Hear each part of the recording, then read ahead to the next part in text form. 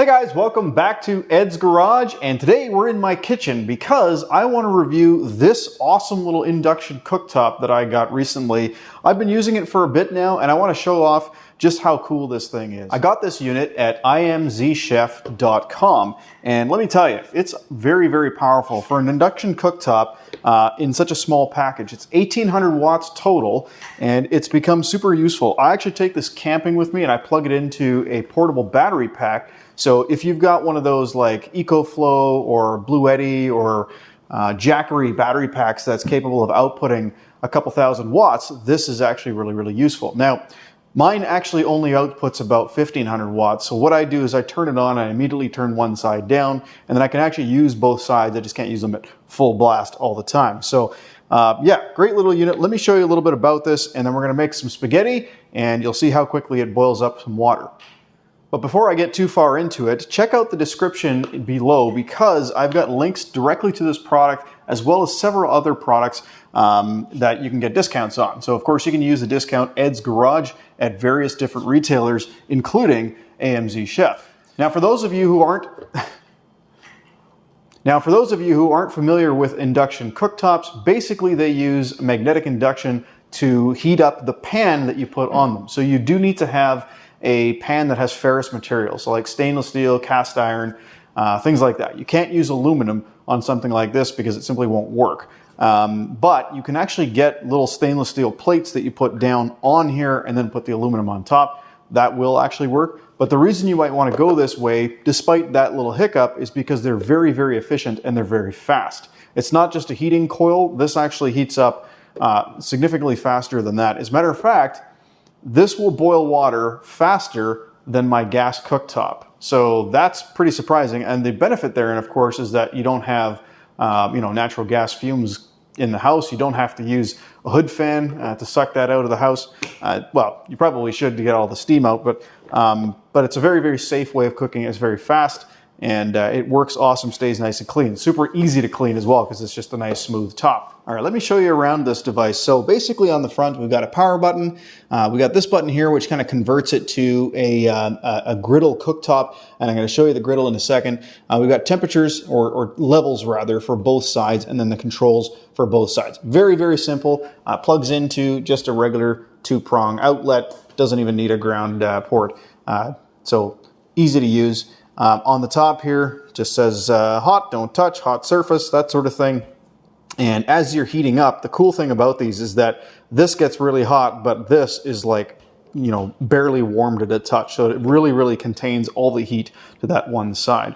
On the back of the device here, see we've got some airflow ports, and then there is fans in here because it basically will cool down the electronics on the inside by blowing those two fans. So as I mentioned, it was 1800 watts total. Sorry, you can see the power consumption, 1800 watts, 120 volts. Yeah, so it does eat up a lot of juice, but it's so quick, and you don't actually have to have it on full blast for very long, too. Obviously, you're going to turn those things down as you use them.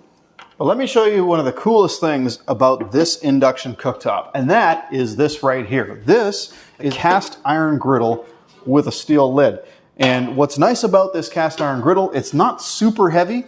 It fits perfectly on top there, just like that. You can still use these two sides independently if you want, like maybe you're making bacon and eggs. You can have one side a little bit lower than the other side, and it kind of contains everything really nicely. It's got about a 1-inch lip all the way around. Now, I've used this to make bacon and eggs, as you can see here in this video clip. I've also used the induction cooktop to make coffee and to make nachos and stuff like that, all while camping, and it's been awesome for that. And one thing I was really surprised by was just how non-stick this griddle is. This non-stick coating is phenomenal. Eggs go right on, you don't need any oil, and they just come right off. You don't have to worry about them sticking. And the cool thing with the griddle is the full-size lid that covers up the entire thing. So if you want, you can actually sort of semi-bake inside this too. If you're camping, let's make some pizza or something. You can actually make pizza inside of here. That's definitely a goal that I have, to make a little bit of a pizza while camping. I think that'd be awesome. The distance between the bottom here and the inside of the top of the lid is about 2 inches. So it should be just enough for that sort of thing. So you can almost use it like a little oven. Pretty cool. But today, Right now, we're just going to go ahead and make some spaghetti. So let's get that started. Going to go ahead and plug this in here so you can see what it looks like when it's turned on. All right, so when you first turn it on, you can see we've got C. Basically, it's not going to do anything yet because of the fact that we don't actually have any pans or pots on here. There's our power button. We turn this on. It's going to start, and it's immediately going to give us an error because there's nothing on here. So if somebody accidentally turns this on, it's not a big deal. It's not going to get hot until you actually have a pan on there that is ferrous. So let's do that. All right, well, if you've never made spaghetti before, you're going to learn how today. Yeah, it's probably like the easiest thing for people to make. So we're going to start off with just about a pound of beef here, not quite. Got a little bit of grease in the bottom of my cast iron pan here. I haven't actually turned it on yet because I don't want it to start browning until I'm ready to go. All right, so I'm gonna go ahead and turn it on. I'm just gonna straight up blast this with as much heat as possible because it's gonna take a little while for the cast iron to actually get hot. And that's pretty standard.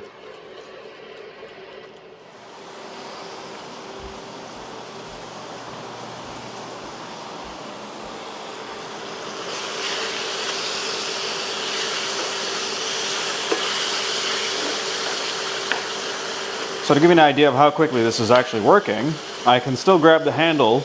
So it hasn't been on here very long, but as you can see, I'm already browning the meat. Like this took like a minute to get to this point. So it's actually very quick, very powerful. Now, when you're using one burner and you have it on maximum, it's actually going to be able to get higher than if you're using both burners at the same time. For using both burners, it does need to split that power. And if you have both burners on their maximum, then neither of them can be as hot as if you only have one on maximum. But that's okay, because even on slightly reduced power, it works incredibly well. All right, it's been right around 3, maybe 4 minutes, and the beef is pretty much completely browned. Now, a little trick that my wife taught me to make a spectacular ground beef for spaghetti. You're going to want to add some garlic.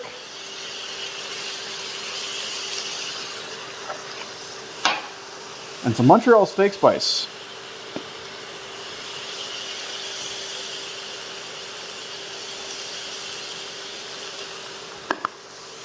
And of course some onion. I'm going to go ahead and turn this down because it is actually completely browned now. So I'm just going to turn it right down to level 1. I'm going to mix. This handle is actually still not hot. That's incredible. I've never really experienced that with a cast iron pan. Normally the handle gets hot just as quick as everything else. I think it's because there's no flames, spreading heat around the outside of the pan. As a matter of fact, okay, yeah, the rim here is pretty hot, but the handle is not hot at all. It's even just slightly warm. Interesting.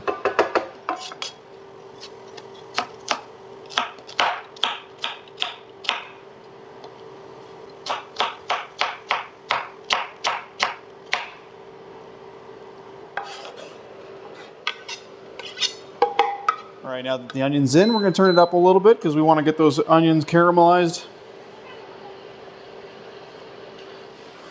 All right, so in with the sauce, now that this is all kind of fried up nicely. So we are using Primo. This is our favorite spaghetti sauce. We actually go 1.5 of these cans here.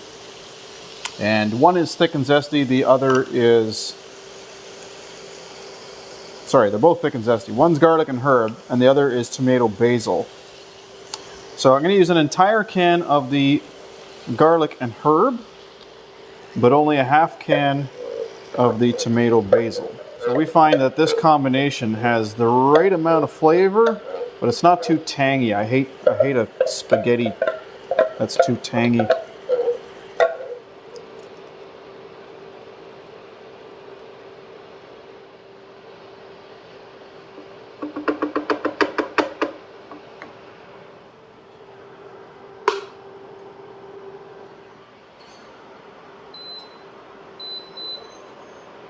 All right, so we're gonna go ahead and start heating up the water here.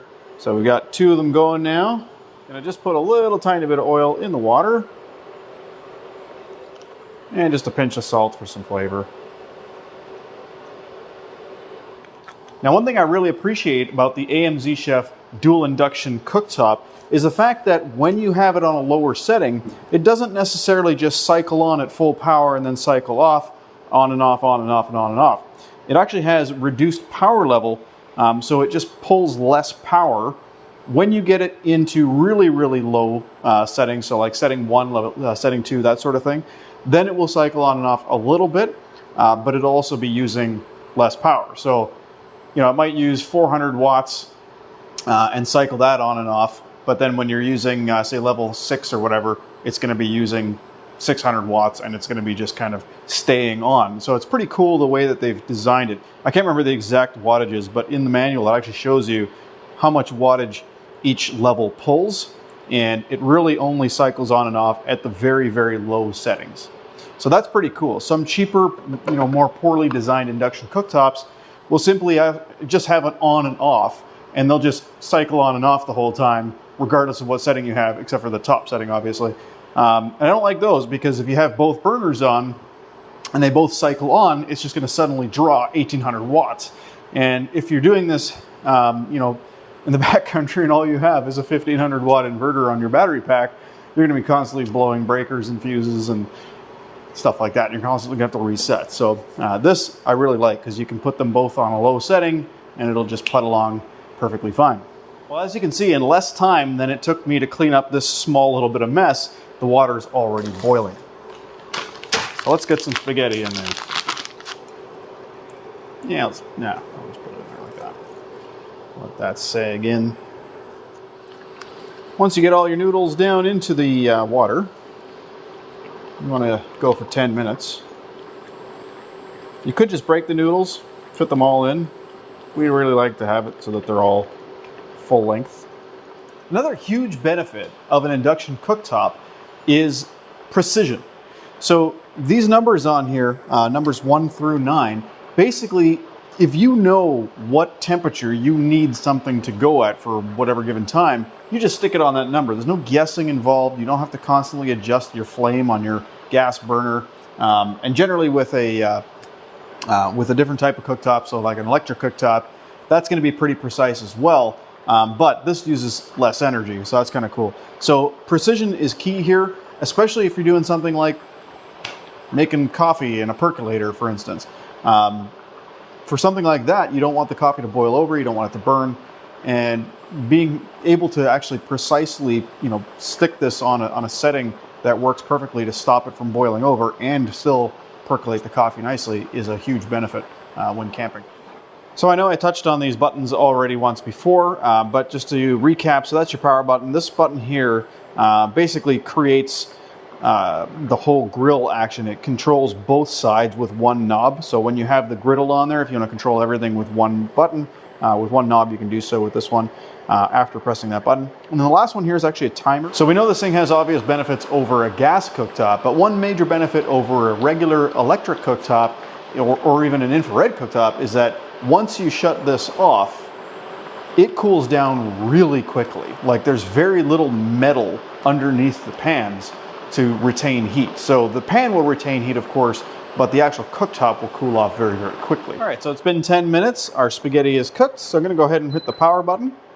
And the fans are actually still gonna run for a little while, just to cool things down. Sauce is looking great. This is ready to strain. All right, so I just removed the pan from the burner here. Check this out. I can actually put my hand all around this. It is not hot. I mean, it's warm, but it's basically only still hot right here. So, yeah, that's still hot. But this is gonna cool down quite quickly. And that's another nice thing about these induction cooktops. Just another neat thing I noticed here, when you shut it off, it still says H on there to indicate that both sides are hot. So that's pretty smart. Well, I think I'm going to wrap up the video there, guys. If you enjoyed this, don't forget to hit like and subscribe. I know this is kind of out of the ordinary for videos that I normally do. However, I figured, you know what? If you go off-road camping or just camping in general, that's car related, and you're probably going to want something like this if you've got one of those battery packs as well. So this will pair very, very nicely with a large battery pack that can output 1800 watts, keep that in mind. It's not going to use that much energy, so I think if you have a decent sized battery pack, you'll be able to get away with using this for a couple of days before needing to recharge. So super handy for that. And of course, around the house, it's awesome as well. I can use this outside on the deck, whatever.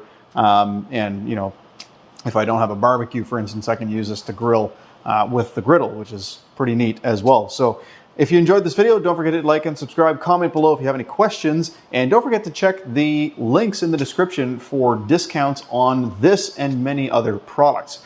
Thank you so much for watching. Till next time, have a great day.